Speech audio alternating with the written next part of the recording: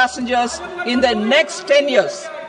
The scheme will also support helipads and smaller airports in hilly, aspirational and northeast regional districts. Greenfield airports will be facilitated in Bihar to meet the future needs of the state. These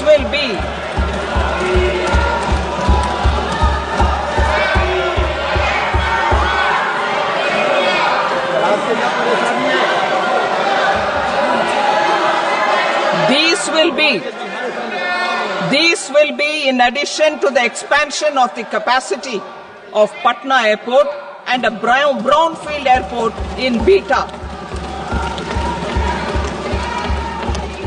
Western Kosi Canal project in Mithilanchal. Financial support will be provided for the Western Kosi Canal ERM project, benefiting a large number of farmers cultivating over 50,000 hectares of land in the Mithilanchal region of Bihar. Mining sector reforms, including those for minor minerals, will be encouraged through sharing of best practices and institutions of a state mining index. A policy for recovery of critical minerals from tailings will be brought out. Under the special window for affordable and mid-income housing, SWAMI, 50,000 dwelling units in stressed housing projects have been completed and keys handed over to home buyers. Another 40,000 units will be completed in 2025, further helping middle-class families who were paying EMIs on loans taken for apartments while also paying rent for their current dwellings. Building on this success, SWAMI Fund 2 will be established as a blended finance facility with contribution from the government, banks and private investors. This fund of 15,000 crore rupees will aim for expeditious completion of another 1 lakh units. PM Gati Shakti data for private sector.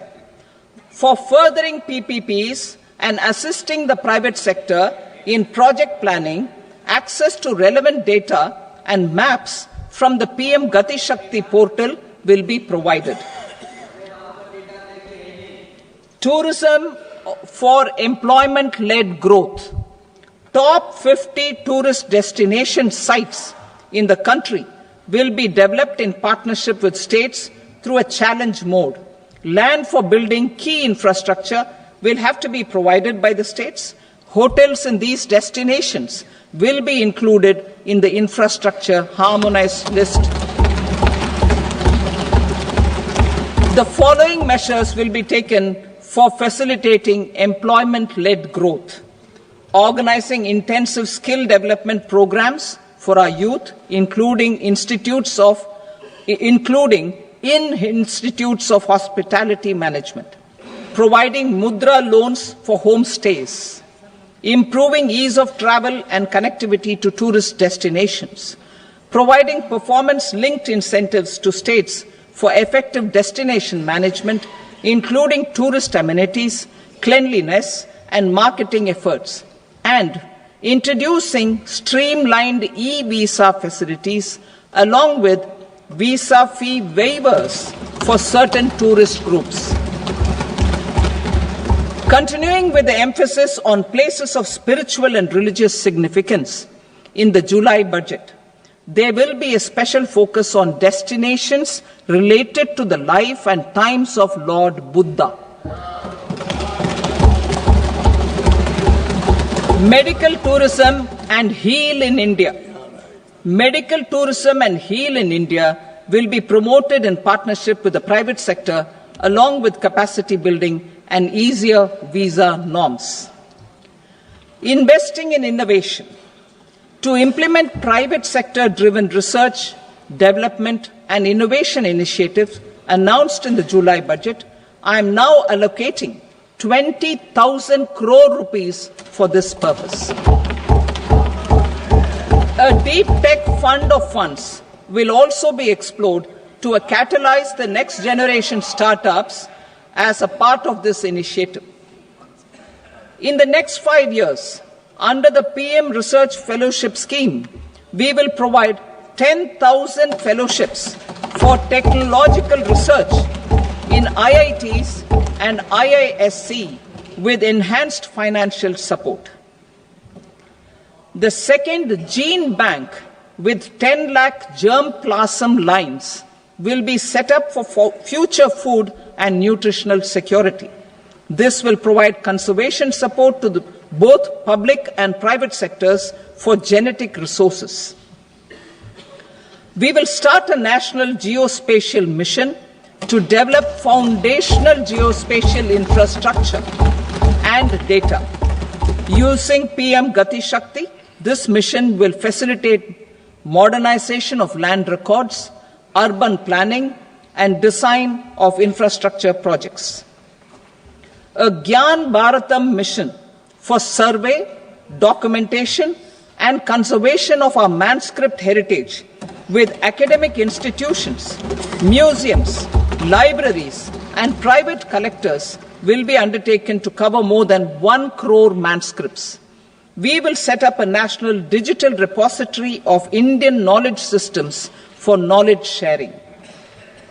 Now I move to exports as the fourth engine.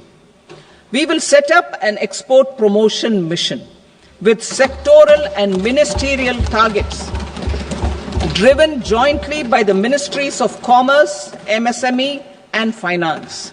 It will facilitate easy access to export credit, cross-border factoring support, support to MSMEs to tackle non-tariff measures in overseas markets.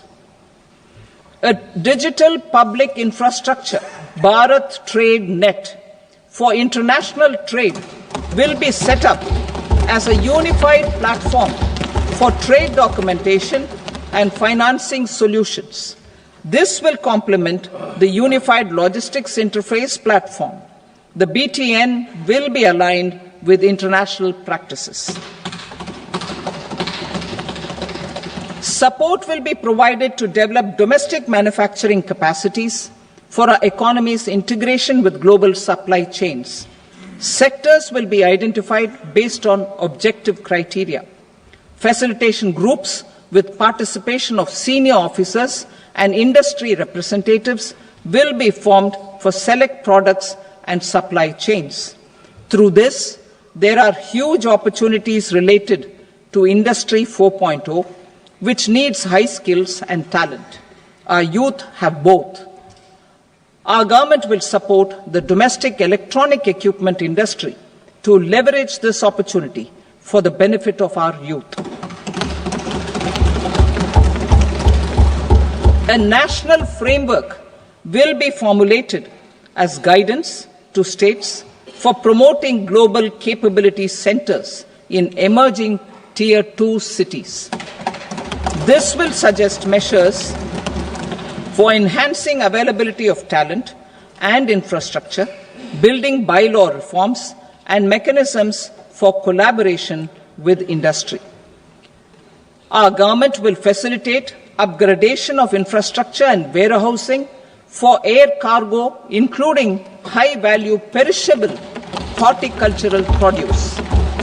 Cargo screening and customs protocol will be streamlined and made user-friendly. Reforms as the fuel. Over the past 10 years, our government has implemented several reforms for convenience of taxpayers, such as faceless assessment, 2, taxpayer charter, 3, faster returns, 4, almost 99% returns being on self-assessment, and 5, Vivad Se Vishwas scheme.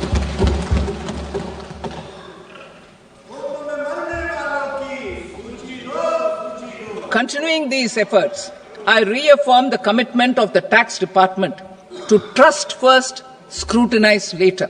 I also propose to introduce the new income tax bill next week. I will detail the indirect tax reforms and changes in direct taxes in Part B. Financial sector reforms. The FDI limit for the insurance sector will be raised from 74 to 100%. This enhanced limit will be available for those companies which invest the entire premium in India. The current guardrails and conditionalities associated with foreign investment will be reviewed and simplified. The services of India Post Payment Bank will be deepened and expanded in rural areas. NABFID will set up a partial credit enhancement facility for corporate bonds for infrastructure. Public sector banks will develop Grameen Credit Score Framework to serve the credit needs of SHG members and people in rural areas. A forum for regulatory coordination and development of pension products will be set up. To implement the earlier announcement on simplifying the KYC processes, the revamped Central KYC Registry will be rolled out in 2025. We will also implement a streamlined system for periodic updating. Requirements and procedures for speedy approval of company mergers